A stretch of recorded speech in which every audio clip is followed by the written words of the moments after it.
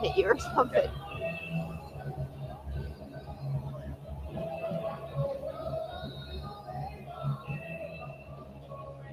Hey, welcome in. This is the Your Line of the Nation pregame show. She's Courtney, Layne, Brewer. I'm Glenn Kinley. We are just under an hour and a half from kickoff here in Madison, Wisconsin at Camp Randall Stadium, the second to last regular season game of the year for the Illini. I can't believe that. Northwestern at home next week. It has flown by, and all of a sudden, we're already kind of in basketball mode at this point. Still some football left to be played, and Courtney, left to be played in a place that Brett Bielema knows pretty well. That's right. We were talking about on our drive up from Champaign this morning. It's tough when we live and work in a town like Champaign, where basketball has been king for so long.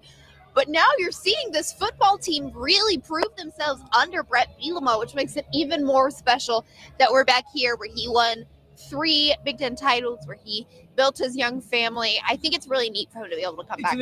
It's an interesting spot for him to be in because I believe that Brett Bielema is very happy in Champaign. I think he loves what they have going there. And at the same time, you have some special memories in this place. You have some special teams. You have guys on your staff who were on those special teams, right? Yeah. Not special teams, but on those teams of yours, which were special. That were special. And maybe played some special teams as well. But obviously Aaron Henry played here, and he's not the only one. So it's a very interesting, and I would imagine as much as Brett Bielema will be in work mode and he's got to be worried about the 3rd and 6 coming up or getting a stop on defense, but probably has to at some point have a little bit of that emotion kick in. Probably not during game time. Maybe it's pregame, maybe it's postgame, but a place that he's spent a lot of time at, that he coached at, that he made some lifelong memories and some lifelong friends here. So it's a game that maybe has extra meaning for Bielema. Not even saying extra meaning as far as, they have to win it because he coached here. Just extra meaning in the fact that it's probably a trip that when the schedule got finalized, he noticed right away. Well, and also I think something important to note, and obviously we'll scout the game, get into the ins and outs, but I think it's important to note that say this Wisconsin team was above 500 or flirting with 500, I think that the pressure would be on for Brett Bielema. I think we would be hearing a lot more about Brett Bielema comes home, can he pull it off? But given the fact that you're looking at a 3-7 Wisconsin team versus 7-3 Illinois team, it's still special and it's still more significant, but I think that helps. It's not exactly a revenge game, right? It's not like if they play Arkansas where he got fired there. It's different dynamic for this one. The Illini on the field warming up behind us, kick off in a little bit over an hour, about an hour and 15 minutes. She's Courtney. I'm Glenn. If you're just tuning in, we appreciate you watching. We'll be with you for about 20 more minutes here. We're kind of talking on the way in about what we expect from this crowd because this is typically and notably not an easy place to play. The stadium is really cool, by the way. It's both of our first times here, and we've been very impressed. Very cool place to be in, but what will it look like? The walk from the media parking to the stadium is quite long, and so we were walking by all these bars, and I can tell you there's plenty of Wisconsin fans out, pre-gaming we'll call it, and so I think there will be plenty of Wisconsin fans here. I think that probably in Wisconsin with a school of this tradition and just where I think probably for students and people who live around, you go to the football games. Yeah. You don't only go if they're in the Big Ten title picture. Will it be less red and a little bit more orange than your average trip for Illinois? I think there's a good chance. Yeah, because there's also, you're flirting with, I don't claim to know the Wisconsin academic calendar, but you're flirting with, they might have already started fall break. Yeah. Fall break also might not be till Wednesday. That's how it was for me when I was in college, but you might have had some kids who have been able to get out of some classes that are already home. Uh-huh. But you're also dealing with the proximity of Champaign. I mean, like you said, we passed all these bars on the way up that had all these huge Wisconsin crowds, but I'd say there were 3 or 4 Illini fans in each of those places. There was folks with lawn chairs in the parking garage, an unusual tailgating scene, I must say. But there were some. Yeah, there were 2 Illinois tailgates in our parking garage. In orange. So it'll be interesting to see what the crowd looks like. How full is it, and what percent of it is red versus orange? And can you tell? Sometimes the red and orange kind of blend in there a little bit. We saw that a little bit when Illinois played Ohio State. Let's dig into this game a little bit. A Wisconsin team that hasn't had the success it wanted this year, 3-7. Illinois, kind of this whole last stretch of games, ever since the Washington game, has been an interesting dynamic of just take care of business. It's not, you're not going to pick up a massive win, but they're not games you want to lose. And it's, again, interesting is probably the word, maybe even weird in that, okay, Illinois beats Maryland and you're not fired up about it. Right. You're like, all right, they won. I'll say this, really good spot for Illinois football to be in, to where you're beating Big Ten teams and it's no big deal. And you're, yeah, we beat them. We took care of those guys. Like, that's a change from years ago. And that's kind of the situation Illinois is in again today. Just take care of business. You're not going to get massive credit if you win this game. If you lose this game, it's a bad loss, right? And we don't like playoffs look extremely unlikely, maybe not impossible, but extremely, extremely unlikely for Illinois. But let's not forget the chance to have an 8-win regular season a 9-win regular season for Illinois football. I don't think we're going to complain about that. No, so Robert Rosenthal and I spoke about this last week on Sunday No Huddle, which I'll have a Sunday No Huddle with him tomorrow night on Sunday Sports Wrap. But we were speaking about it last week, and for somebody like Robert, who I think represents a lot of Illini fans in the sense that, he went to school here in the 90s. Seen more lows than highs. It's still surreal to him, he's told me, to be talking about not are we going to be bowl eligible, but how good of a bowl can we squeeze out of this season. It's still a pinch me moment. And to do it in back-to-back years, you are looking at a very likely scenario of back-to-back 10-win seasons. Yeah. That's crazy. Almost unheard of. It's crazy. And so the standard has elevated so much for Illinois football to get to the point where you're almost a little – I don't want to say disappointed, but maybe bummed out a little bit that, we're not going to the playoffs. Yeah. That's a pretty good standard if that's a disappointment, you know what I mean? And so this Wisconsin team hasn't been great this year, been better probably defensively than offensively. Mm-hmm. I talked about it in one of our newscasts earlier in the week. The one area Wisconsin actually is pretty good at, they rank in the top half of the Big Ten, is run defense. Illinois' got to be able to establish the run. Now, I will say, we saw earlier in the year the next level that Luke Altmaier has taken his ability to. I think it was perhaps the USC game where Illinois struggled to run the ball a little bit, and Luke said, that's fine, I'll throw for 330 yards, right? So Luke has an ability, if the run game struggles to get going, it's when you get predictable and when everybody knows you're running, then that pass, or knows you're throwing, then that pass game gets that much more difficult because they sell out for it. Illinois going to need to get those running backs going, get Caden Fagan going, get Khalil Valentine going. We do expect Aiden Wofford to play. He's got been in and out of the lineup due to injury. That's what I was just about to say. We expect him to return today. When they have all three of those guys, it only takes one of them to get hot, and you kind of ride the hot hand and you go with it. And I think Illinois could really, I'm stating the obvious, they could really benefit from the run game getting going. We saw it in the second half against Maryland where it really got going, and it wasn't flashy. Honestly, our highlights on the 10 p.m. news that night might not have been the best highlights you ever seen. It was just a win is a 6-yard gain, 8-yard gain, 4-yard gain, 3-yard gain.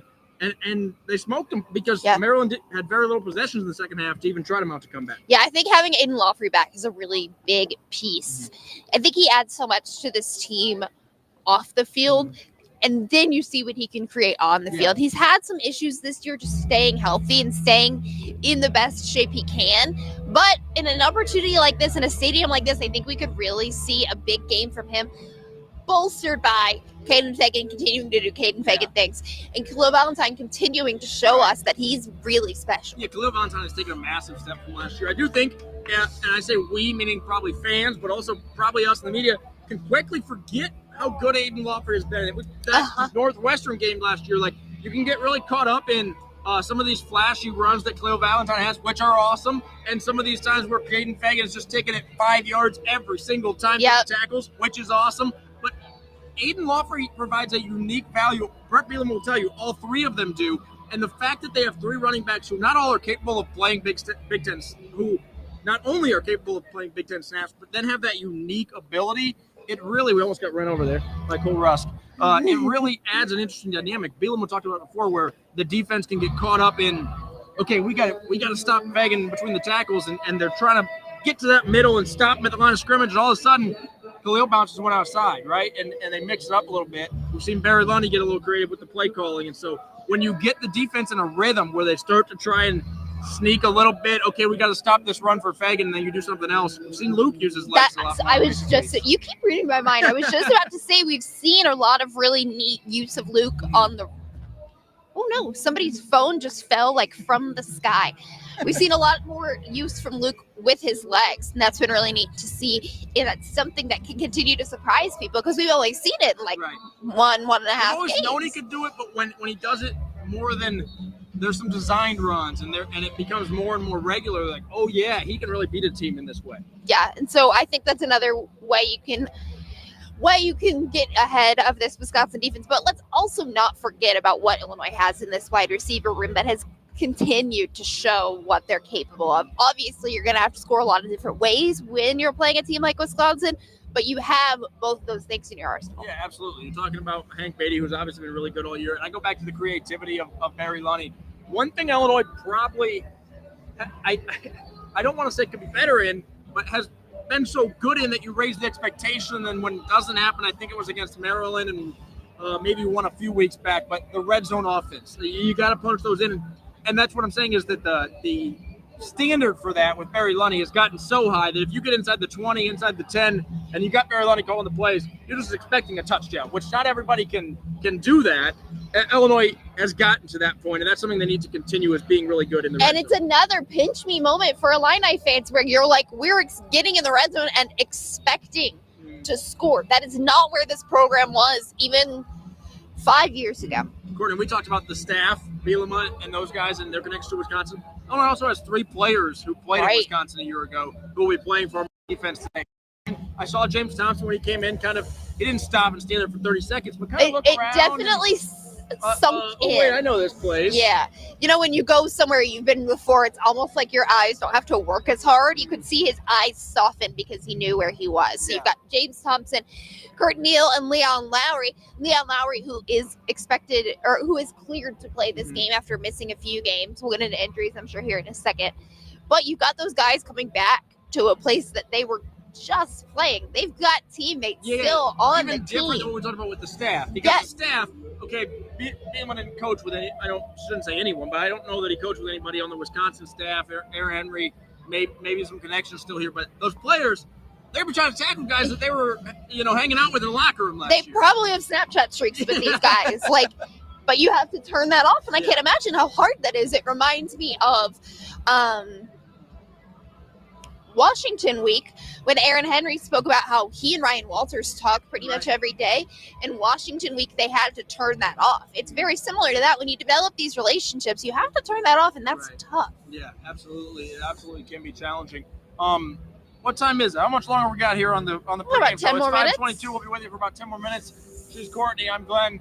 Wherever you're watching, we appreciate you watching. I'll take a minute right now to remind you that Brett Bielema's post-game press conference will be live right back here after the game when he comes to the mic. We did not stream, you may have noticed, we did not stream the men's basketball post-game press conference. Illinois men's basketball, hopefully you probably heard by now, took care of Long Island today, a dominant victory for Brad Underwood's team. That press conference, if it's not up already, will be up shortly on our website, WCIA.com. Since we didn't stream it, we'll get it up online. We will stream Brett Bielema's press conference. We got both live kits here so that Courtney can go live in the 10 p.m. news, and I can we could go live, That's why we didn't stream the men's Insider baseball, in case you really wanted all the details. Courtney, what do you want to see from the Illini defense today? That's been the area that has not been up to speed at times, but has been pretty good the last 2 games. I would just like to see some consistency, and it doesn't have to be – I want to see consistency on one front. I want to see continued stopping the run. I want to see continued breaking up passes. I want to see one thing be consistent because I don't really think we've seen that. We've seen flashes of different areas, not in one game. I would like to see consistency. And you've got to, Rutgers, Maryland. Rutgers has a pretty good offense. Maryland, okay. And kind of same thing here today, okay. There's some talented players, but all you can do is take care of the guys on your schedule, right? And so I had a conversation, I don't know if it was with you or with Tristan, but last week, and we talked about how when Illinois was struggling defensively against really good offenses, nobody was going to let them off the hook and say, well, those guys are really good, so it's okay because they're really good. When they're being really good against maybe not so good offenses, likewise, if you weren't letting them off the hook for the really good teams, you can't say, well, those guys stink. It doesn't matter that we got stopped. It's still impressive. They held a Big Ten team to 6 points. All right, you'll take that. That will work for us. So 6 points and none of those in the end zone. If nothing else, I think it's impressive, not only their play on the field and how they've played really well the last 2 weeks, but just mentally to stay in it, stay together, continue to prepare the same way when you know you weren't meeting expectations. I mean, these guys, I'm sure, have gotten pretty good at what we, the old cliche, blocking out the outside noise, but they're not oblivious, right? Right. I actually asked Josh Getsky about that earlier this week. I said, how did you develop that? Because I'm sure that's hard when you get to college to develop a one-game mentality. When we were asking about him having played here previously in a game, how do you not here, but against Wisconsin. Right. And he said that's just something he's learned from this program. This program really hones in. It's not coach speak. It's not all lip service. This program really locks in on that 1-0 game in front of you mentality. And I find that really interesting. It's an important one, and important, especially like we said, for that defense who had to kind of put that Washington game behind them. Certainly not ignore it, like learn from it. You got to watch the tape. You want to put it behind you without forgetting everything that you probably should have learned from that game. And so, but again, an impressive response. Let's flip to the offensive side of the ball here, Courtney, because really quick, I'll say Tristan must be watching because that men's basketball press conference is on our website if you want to go watch this. And after this, back in Champaign, he was covering Illinois men's basketball. He'll be anchoring our newscast tonight at 10 p.m. Courtney will be live. I'll be in the press conference, and then we had 3 people out at one of them still going on, out at our 3 local high school games. So in case you missed it, Monroe Forsyth beat Arthur Lovington Atwood Hammond. That's right, we're doing a high school football segment on the Illini Nation pregame show. Monroe Forsyth will play in the 2A state title game. Unity beat St. Joseph Ogden. They will play in the 3A state title game. Last I checked, the Rochester game was still going on. Let's get back to the Illini.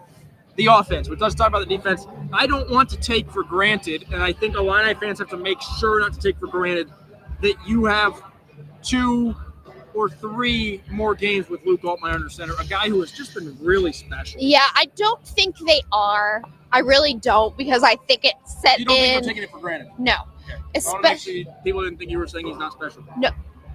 We know he's special. I don't think, at least from my perception, that fans are taking it for granted because they know how much he's done for this program. When we're in a position where we're talking about Illinois is an X, Y, and Z for the first time since this year, there's 2 consistent factors there, Luke Altmaier and Brett Bielema. They have established this program again, and that has come from them. Yeah. Not absolutely, not solely, but pretty surely. Right. And so I think fans know that they only have, let's call it 2.5 more games with Luke Altmaier, and I think it's really starting to set in. What I think is exciting is that you get a high, even if it's only against a 3-7 Wisconsin team, we're still here in Camp Randall. You get an exciting road game. Big Ten matchup, it's a Midwest matchup, all that. You get an exciting road game, and then senior day is against your rival under the lights at home. I think it ends very well and gives fans an opportunity to really soak it in. Yeah, to appreciate that guy, because make yes. no mistake at all. I mean, you could say, I don't know. I'm sure he had other options, but I don't know what his other options were when he transferred to Illinois from Ole Miss. I do know that he had a lot of other options and some pretty good options last offseason after his kind of breakout 2024 season. And Luke Altmaier decided to stay in Champaign, Illinois. That loyalty is not common in college football or college basketball or in college athletics in 2025, right? And so the fact that he decided to come back, he has a great appreciation, I think, for Illinois and for the fan base, and probably for as much as we talk about how Luke Altmaier has shaped and uplifted and elevated Illinois football, I think he has a great appreciation for the place and how it has shaped and made him a better player and probably grown up a lot. I mean, he wasn't 16 when he transferred to Illinois, but what was he, probably 20? Yeah. And I think he's a different man than he was when he got to Champaign. You know, I've compared it in a sense, and stay with me here. I got my start covering Joe Burrow. I'm not necessarily comparing their level of play. They are both very high-quality quarterbacks, but the way that Joe Burrow left Ohio State, came to Baton Rouge, and grew up and developed, and now is going to be a Louisianan forever. Luke Altmaier is going to come back to this Illinois program for the rest of his life. He took a risk. He took a chance. He said, I'm leaving the SEC. I'm leaving my home state, and I'm giving this a chance, and it has paid off in dividends for him. And I think you'll see number 9 jerseys for the rest for a very long time. As you should. He's done a lot for Illinois football and will be appreciated for a long time. Like I said, we are soaking in the last few games that we have with Luke in orange jerseys. Excited to cover him. I'm going to miss talking to him. He's a great interview. Miss talking about him, miss talking to him. He's real when we talk to him, and we really appreciate that. And so Illinois, Wisconsin, 6:30 kick. Where is this game airing? I probably should have known before we started the Illini Nation pregame show. Do you want me to look it up while you vamp? Look up where it's airing. We'll be with you for about 5 more minutes here on the Illini Nation pregame show. A reminder, no early newscast on WCIA today. We do have a 10 p.m. newscast. You can tune in for that one. We'll have all sorts of stuff up on social media and on our website, WCIA.com. And we'll stream Brett Bielema's press conference back here after the game. So the Big Ten Network. It's on Big Ten Network, and I think it's where we get into random prediction time here. Oh, random predictions. My random predictions finally paid off. Okay, refresh my memory on I said I had Hudson Clement like 3 times. Yes. I was like, I'm waiting for it, and then he had 2 touchdowns. Hudson Clement's been hot, thanks to Courtney. Thanks to Courtney. I also predicted. Who did I predict early? Oh, I was on the Justin Bowick train early in the season. You were. So You like Justin out of fall camp, and then he's been a touchdown machine. You got now one for today? that means that the pressure is on, and I don't necessarily love that.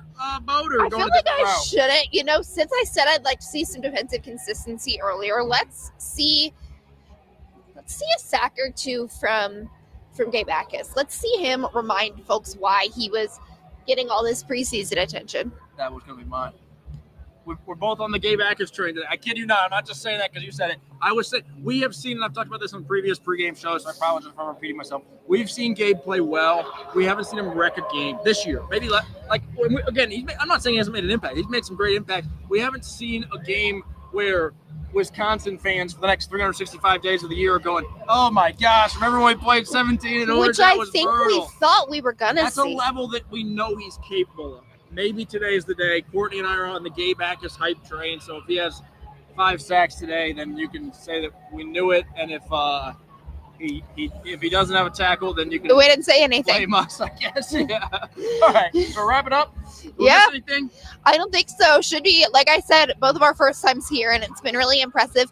I was going to make a comment on, like, the color of jerseys filing in, but it's hard when everyone's in coats. Yeah, true. We'll but I think we're going to see a good amount of Illini fans here. Certainly some orange here filing in. Or just under an hour, actually probably about an hour. The countdown to kickoff on the screen back here on the big screen says 67 minutes. So I'd imagine we'll start a little bit late on kickoff, as is usual. We'll have coverage for you post game of this game of Illini basketball and of today's high school football. Games. We appreciate you watching the Illini Nation pregame show with Courtney. I'm Glenn. We're right back here wherever you're watching this with Brett Bielema's post game press conference later on.